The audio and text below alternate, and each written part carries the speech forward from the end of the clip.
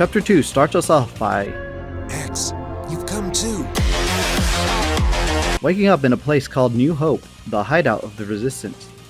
But before I continue, I like to talk to all the NPCs because they sometimes have interesting things to say, like mentioning the Rebellion's favorite pastime, or sometimes acting as shops. Here I sell my revive items for some free money, since I can't use them anyway, and buy 9 Megafires, which is a consumable item that deals flat 500 fire damage to whoever hits, regardless of stats. The only thing that affects it are the target's resistances or weakness to fire element. And this is way more damage than we can do with our own X-Buster, so we hold on to these for the time being. Starting our journey, we make our way up, collecting a build power, a gain hyper, and the X8 trial key, which lets us play a demo of Megaman X8 from the main menu. And proceed into the main square or something where we contact Colonel Reddit about Shadow the Ping Pong's indoctrination to the kinky robo-sex cult and Zero's unfortunate incident with Ledges. The Colonel doesn't seem too surprised about Zero's apparent demise, as that's just a Tuesday for him, but Shadow the Hong Kong 97's betrayal was a bit more of a surprise. Once we lose contact with Reddips, the entire town is basically told that X is now a wanted criminal and highly dangerous. You'd think this might be some sort of stealth mission or something where I have to avoid contact with people, right? Wrong. Everyone is cool with me, not afraid of me at all. Turns out, when you call someone dangerous, people are less likely to care. Kind of like when you brag about your top rank in League of Legends. Anyway, proceeding further, we are stopped by this guy who looks like he could use a facelift, but gets an explosion to the face instead. By whom, you ask? Only the best character in the game, Spider. A bounty hunter! He's a bounty hunter who likes to fight by throwing cards and playing poker. I'm Spider. It's a pleasure. This fight is pretty simple. The first mechanic you'll want to be aware of is counter card, which does as you expect. Counters your attacks when you hit it. Specifically, it reduces damage from shot type attacks and lets Spider counter with his own attacks. To solve this, you have to go into hyper mode and deal any kind of combat damage to him. Specifically, Spider is weak to fire, so your basic attack with X-Fire will basically carry you for this fight. Once the fight's over, Spider realizes he left his oven on and runs off into the sunset, never to be seen again. Just kidding, we'll see him in about 5 minutes. But for now, let's move on. Immediately, we discover a power charge sub-weapon from this green item box. If you don't have goldfish memory, you might remember that power charge can be used by default whenever you're in X-Fire mode, but now we have it as a normal sub-weapon to help me reach my daily quota of war crimes. Essentially, it increases the damage of your next attack by roughly 50%. And if you pass your turn and use it again, the damage increases by 100% instead, where it will cap. Honestly, this isn't really worth doing unless you have 2 power chargers equipped, in which case bye bye bad guys, as you blow them away with nuclear fire. There's just one small problem. Power charge costs 30% weapon energy, while we can only put out 25% every turn. This means we aren't going to always be able to meet the required needs for power charge to stay with us and not leave us for a better character. At least, not for the time being. Still, it's better than Melt Missile. Oh, we're not gonna equip it right now, I guess. Honestly, I don't know why I didn't. It's the one thing that carries this entire run and is necessary for random encounters if you want to keep up with the damage loss from having no party members.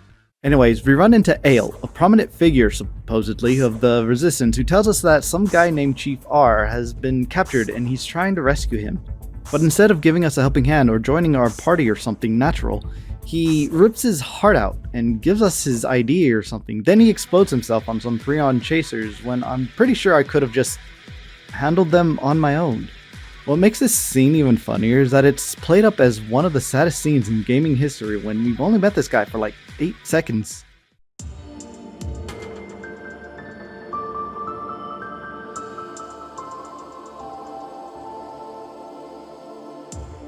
Ale.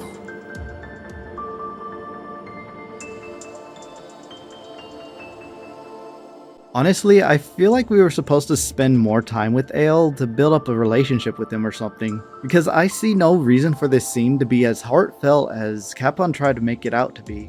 I felt nothing towards Ale. I get Ale's death serves as a different purpose a little later, but for now it just rings hollow. Anyways, here's another gain hyper that we'll stash away. Seriously, we will be needing these at some point, and it's crucial that we don't waste any of them unnecessarily. This is not foreshadowing. We encounter a new enemy here, the Metar. Metar. It likes to hide under its helmet when taking damage. They're weak to combat damage when like this, so just use Hyperform to finish them off. We kind of build armor and build shield for more defenses, and continue forward until we get into a forced battle with a couple of Prion Chasers. Remember, this is one less Prion Chaser we saw in the cutscene with Ale. Just look how easy we took them out, Ale. You did not have to die, I could have protected you! Anyways, here's Wild Django, the boss of this chapter, monologuing to Spider and striking a deal with him to take X out or something. So, the reason you fight these Prion Chasers is because you're helping this dude rescue some friends of his or something. Turns out, it's the Spice Girls. Meet Saffron, Cumin, and Jasmine. Saffron sells consumables. Cumin sells weapons and sub-weapons, while Jasmine sells force metals. Keep these girls in mind, as they'll show up a couple of times. The only thing worth buying from them now, however, is the Firebuster and Fire Missiles from Cumin and the Thunder Guard Force Metals from Jasmine. In case it wasn't obvious, the boss of this area deals a lot of thunder damage and is weak to fire, so having all of these things would be especially useful. But let's go over Thunder Guard and how elemental affinities actually work. Since elemental attacks aren't affected by shield or armor, you simply can't reduce the damage of them very easily. The only way to do that is with specific force metals like Thunder Guard here. But here's the cool part. So Thunder Guard reduces the damage you take from thunder damage by 25%, putting us at 75%, right? Well, these types of force metals stack up to 3 times, meaning with 3 Thunder Guards, you can just take 25% damage from all thunder attacks, full stop.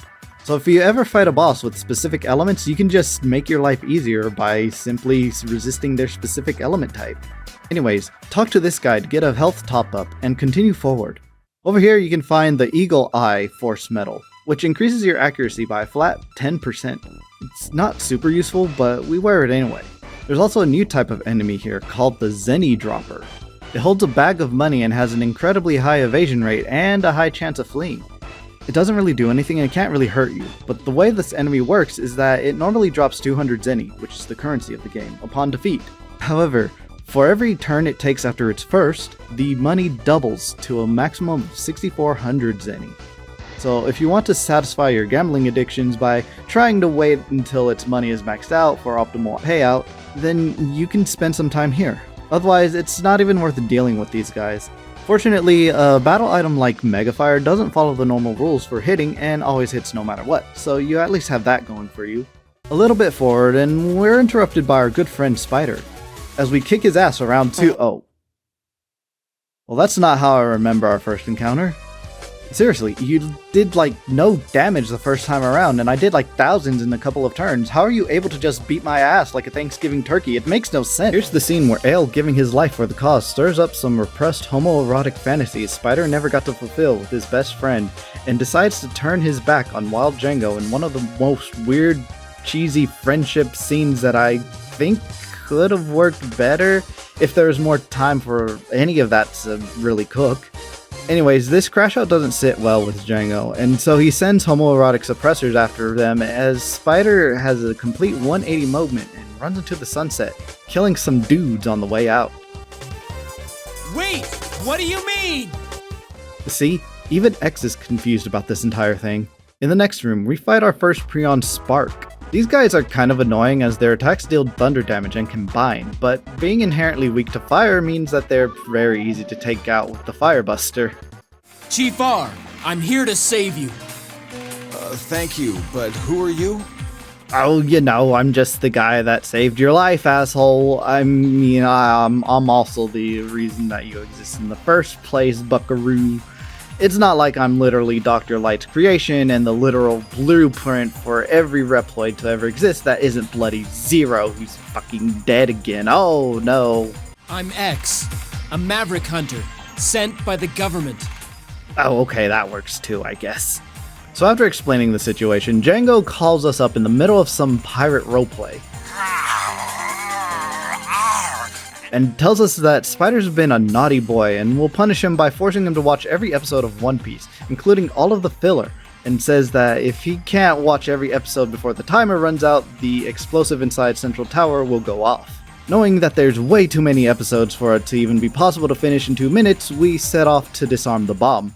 There are some scripted fights here, but they don't actually affect the timer. Just beat the enemies, take a couple of detours for some free loot, and reach the command room to shut off the timer.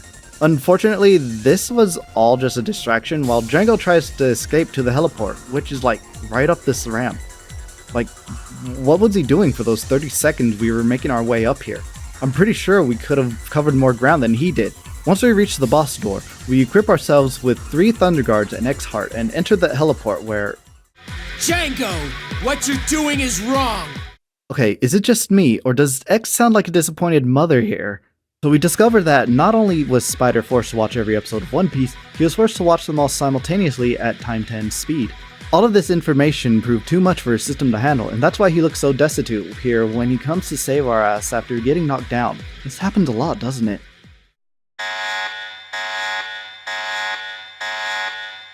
You have a death wish? Unfortunately, due to Spider's hyper marathon of One Piece, he contracts robo-scurvy and falls asleep as soon as the fight begins. So here's where the solo part of the solo challenge once again comes into play. So, while Django has 9,000 life energy, 150% weakness to fire, and absorbs thunder. He comes with 5 attacks, which all do thunder damage and usually have secondary effects. Sander Strike deals combat type thunder damage to one target, while Ultra Thunder deals thunder type damage to all targets. Meanwhile, Lightning Rod deals shot type thunder damage to one target while reducing its speed by 10% and increasing his own speed by 10%. Shock Nail deals decent combat type thunder damage and has a chance to inflict the Virus Status Condition, which is just Poison Condition in any other game where you take some damage after every turn.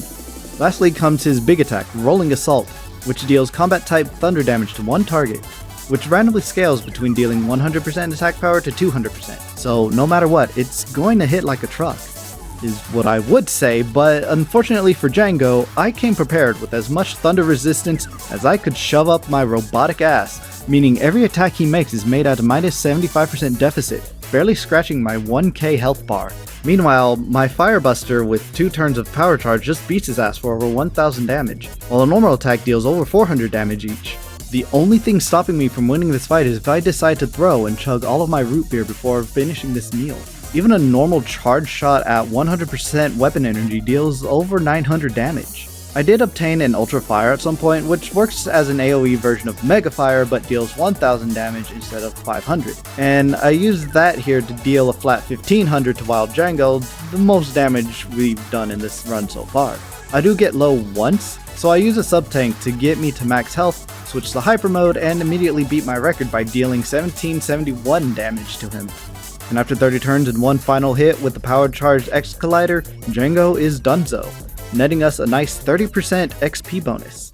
We get an entire sub-tank off of him, bringing our total tank energy to 300%, a Thunderbuster, and 2 level ups, bringing us to level 10. This fight is a total joke, especially for a solo run. Django is the only boss I can really think of where all of his attacks are one element. So reducing all of the damage he does to 25% pretty much means he can't really hurt you at all. This is also why I said that there's not really much to talk about in these first couple chapters, since it's really all standard fare. I mean, Hippopressor was definitely harder than Django, but at least he had something for me to talk about. Here we just beat ass until he overheats from too much sun. Well, once the battle ends, Thanks, Spider. You really helped me out.